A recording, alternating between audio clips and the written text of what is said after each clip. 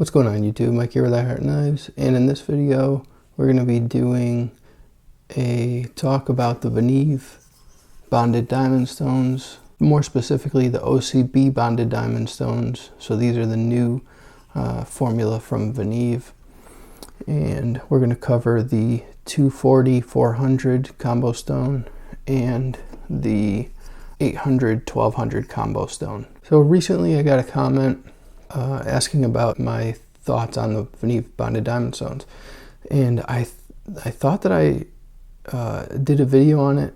I think I did. Maybe I lost the footage or something, but it was talking about just the 240-400 combo stone. I don't think I ever went over the 800-1200 combo stone. So that's the purpose of this video, and I'm pretty much going to go through the whole gamut. Response, how effective it cuts, how quickly it cuts, the steels that it cuts, care and maintenance. First, let me just give you a quick perspective that I have on these stones. The first resin bonded stones that I used were the original formula resin bonded stones, not the OCB resin bonded stones from Venev. They were good in the low grits. So like the 240-400 was very good.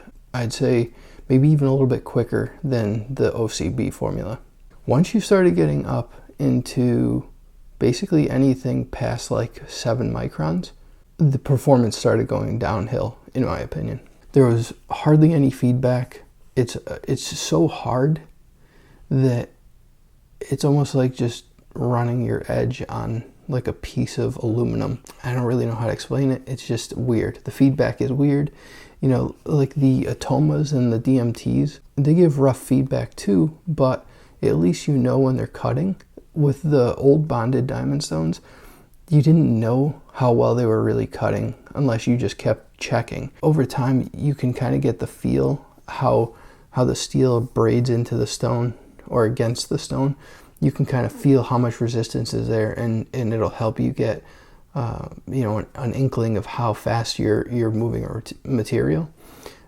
With the old formula, you never got that. The audible feedback was not nearly as good. For those of you who know about just like standard ceramic water stones, it's the difference between a Shapton Pro 1000 and a Naniwa Chaucera 800. So for those of you who've experienced that, you'll know that the Naniwa Chaucera has like this elasticity feel to it. This like rubberized, like soft feel that's really, really nice. That's what the OCB, especially in the higher grits, will give you, that feel. It doesn't feel like you're just scraping the steel against it. It feels like you're forming the steel to the grit. That's the only thing that really comes to mind that I can compare it to. The Shapton Pro 1000 doesn't have nearly the life and the feedback that the Chaucera 800 has, and that's the only real thing I can compare it to. The overall feedback and the effectiveness of the sharpening is 10 out of 10 compared to the old formula. Now, you're not going to get as good a feedback as you will with a traditional Japanese water stone, but it blends the performance of plate diamond stones and Japanese water stones. So you get that best of both worlds. That fast diamond cutting, that sharp diamond feel, but you get that kind of soft touch of a Japanese water stone with resin bonded stones that you'll never get with like an Atoma plate or a DMT plate. And it also slows down the sharpening a little bit. Plate diamonds cut faster, but it's actually pretty close. Let's go into care. Care for these stones is pretty easy. I usually keep them they come in like a plastic sheath carrier. They're over there somewhere. But basically, like the glass plates for the KME go into this carrier. They just slide right in. It's the same with the Venev bonded diamond stones. That's what it comes with. These stones range from about 90 to 120 roughly. There is another series that's more expensive. These are, I think, the Phoenix, and then there's, I think, Dragon, which is more expensive. I might have that backwards, I'm not sure. But I think it's Phoenix and Dragon. Either way, one of them has 3 millimeters of resin and the other has, I think, 2 millimeters of resin. I ended up buying the lesser expensive of the two. So this one I think was like 115 or 120, and this one I think was like 95 or 100, something like that. The higher priced one of this, of the 800, 1200, was like 185, and I don't think they even offered the more expensive version of this at the time. I'm not sure that they even do. I know they do for like the 800, 1200, and the 1200, 2000, I think is the next jump. Either way, they're well priced, and even the more expensive $180 one is about in line with the Naniwa diamond water stones. So, you know, you're getting the same as what you'd get from the Naniwa diamond stone, but they're expensive to manufacture, and they have a lot of diamond in here, a lot of resin, so, you know, it should last a really long time. These things are incredibly hard, ridiculous, especially as you go up in grit.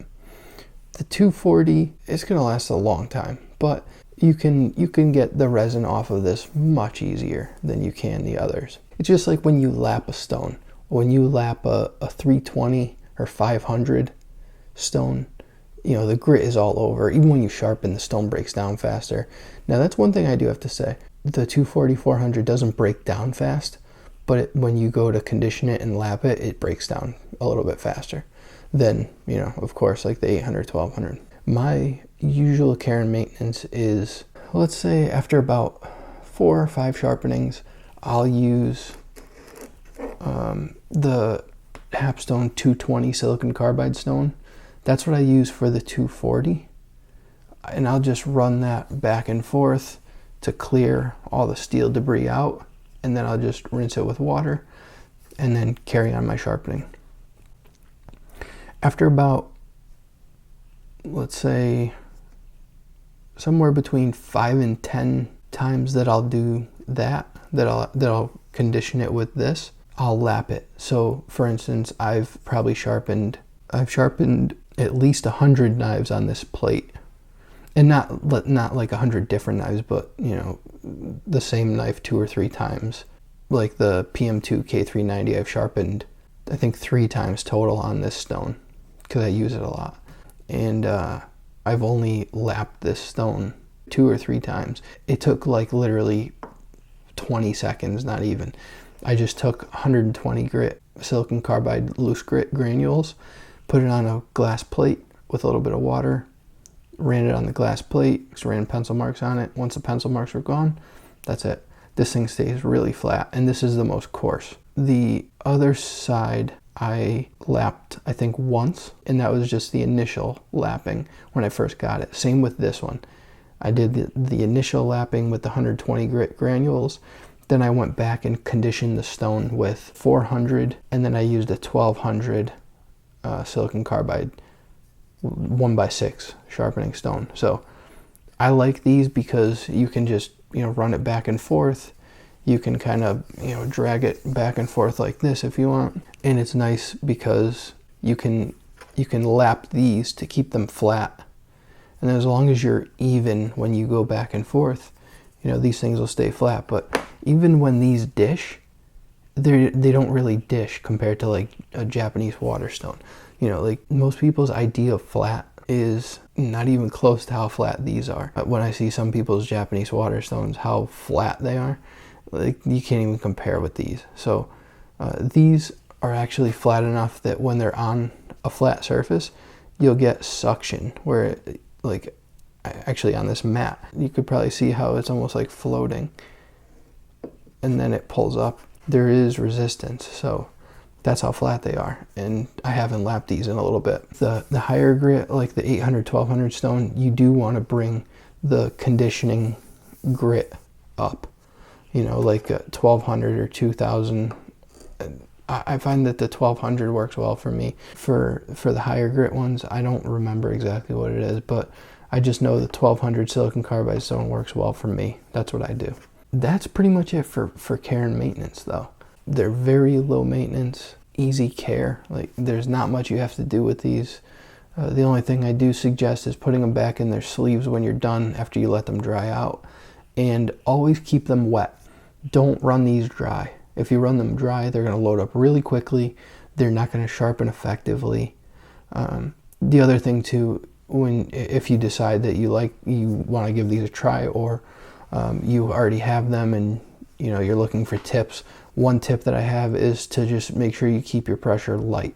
When you're using the 240-400 combo, you can get away with, let's say you rock your bevel up a little bit and you start to dig into the stone. You'll get away with it. You will dig into it because it's not, so hard like a diamond plate, but you won't destroy your apex. You'll just put a little slice in the stone. Everybody's done it. Everybody who freehand sharpens has done this before. The softer the stone, the easier it is to do that. So reminder, keep light pressure. The polish on these stones is significantly better in the new formula than the old formula.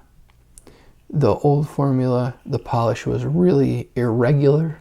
You'd have like some deeper scratches here and then finer scratches there, and it was very, it wasn't consistent.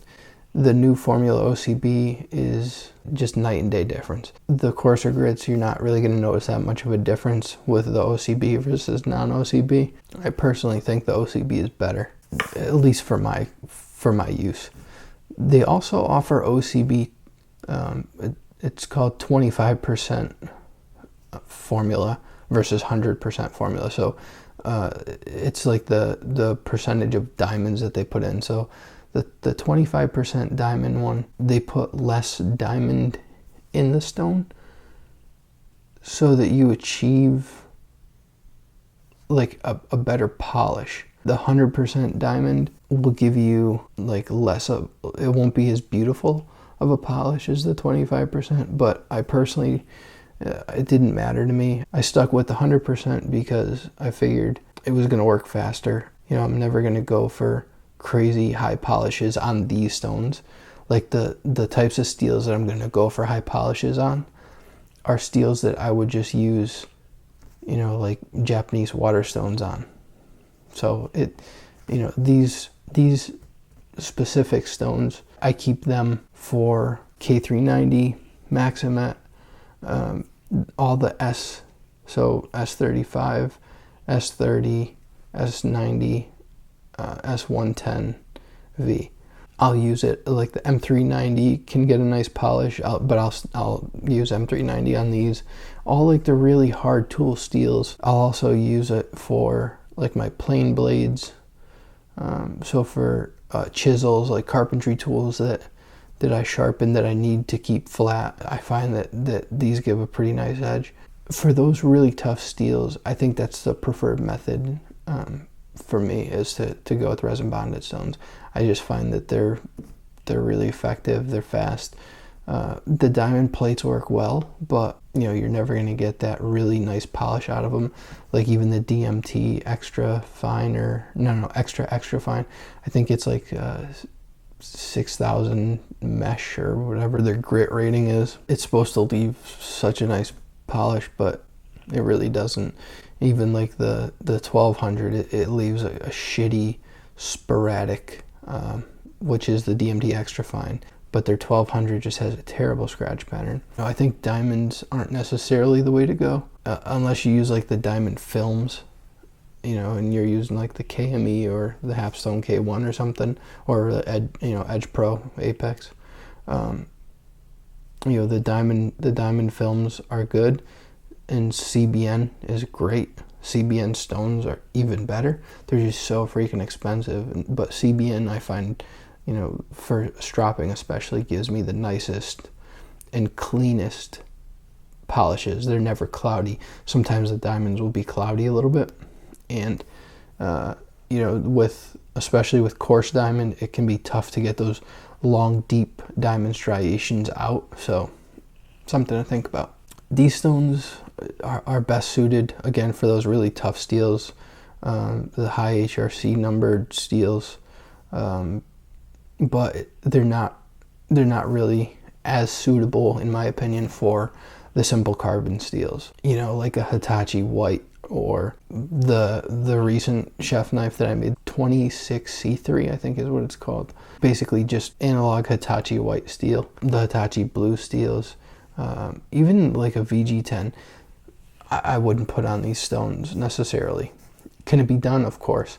But these are stones that I use for tough steels. It's not, I love Japanese water stones, and I wouldn't want to have to just use these two. I like having the variety and being able to choose different stones for different steels. The resin bonded diamond stones give you that ability to refine your edge at a higher level and with a little bit more forgiveness than you get with the diamond plate. And that's the best part of them, I think, is they just blend that gap between plate diamond and Japanese waterstone. And Japanese waterstone is really soft. Plate diamond is incredibly hard. Come together, you have resin bonded diamond stones, and you get the feedback of similar to a Japanese waterstone, that elasticity. It's just like that, the best of both worlds, but the ability to cut incredibly tough tool steels and incredibly tough stainless steels too. Yeah, so my recommendation, if you're in the market for diamond water stones, check out Venev on gritomatic.com. They're awesome. And actually, I want to just say a quick word about Gritomatic and Constantine. On my Hapstone K1, one of my screws in my clamp started to strip just a little bit. And I do have to say, I've used my Hapstone K1 for a long time, so for it to just start stripping now, it's not a big deal. The other piece of it though is the tool that they give you, the screwdriver that they give you to undo the screw, I think is the reason why it started to strip. I think if you have a proper fitting Allen wrench, instead of the screwdriver that they give you with an Allen wrench head, which you can with a regular Allen wrench, when you stick it in the screw and turn, if it's properly fitting, you're not going to get wiggle. With a screwdriver, and especially the one that they give you, it's pretty long. It's probably like 6 or 7 inches long. When you go into the screw and start to unscrew it, you can move left to right and back and forth. So you're more prone to hitting the edges of the screw head or screwdriver head and the screw opening. And then you'll start to kind of warp those edges, and that's how they become stripped. I reached out to Gritomatic Info, like their customer service, didn't hear anything. Then I reached out to Hapstone. Hapstone reached out to Constantine. Constantine reached out to me. So thanks to Hapstone. I reached out to them on Instagram. I said, hey, I bought the Hapstone K1. I have a stripped screw. Can you help me? Constantine reached out to me. He said that he doesn't really use Instagram anymore, so here's the best way to reach me.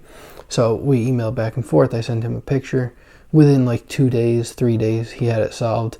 He sent me a picture with the screws in the box, and he sent me an extra spring and with my address and label, just to make sure that everything was good to go. And he sent it out, and it's in the mail as we speak. So their customer service, I have to say, is 10 out of 10. I'm happy with it, and they have a 5-year warranty on all their parts and the whole system. So for a sharpening system, 5 years I think is pretty good. I don't expect them to have a lifetime warranty. And most things that have a lifetime warranty, there's so many stipulations and bullshit that they never really stand by a lifetime warranty. Most things, Some companies are exceptional, I'd say. But I think if you're in the market for them, I think that they can hold up against the Nannywell diamond water stones. They can easily hold up to those. I think Gritomatic puts out the best quality that he can for the price while still being reasonable. $400 diamond water stones or CBN stones, I just don't think that they justify the price for quality. Maybe I'm wrong. I probably am. For $100, I think they're absolutely worth it. So for the person who commented asking for the care and maintenance and what I think about these stones, if you're going back and forth and you feel that you have the knife steels in your arsenal that need to be sharpened fairly regularly, I'd say pull the trigger. You know, if you can afford it, if you're in a good financial spot that you can buy them, go for it. If you're someone who uses mostly simple carbon steels or like VG10 154 cm type steels, where you're like in that 60 to 62 HRC range, but it's, you know, softer steels that you're working with, these probably aren't really the stones for you. I think if you're working with those tool steels, if you have like a lot of carpentry tools like you know, like chisels and like turning tools. Chisels, I guess, are carbon steel, but turning tools are high-speed steel. So, you know, once you start breaking into that high-speed steel ground, you're going to need diamonds or CBN. But if you have that arsenal of knives that are tool steel, I'd say, you know, these are definitely worth investing in, as long as you think you'll be sharpening those knives, you know, fairly regularly. But if any of you guys have any other questions about the stones or any questions in general, feel free to reach out. Remember to like the video, hit that subscribe button, hit the bell to get notified for new videos, new content. Thank you guys all for watching, and I'll see you guys on the next one. Later.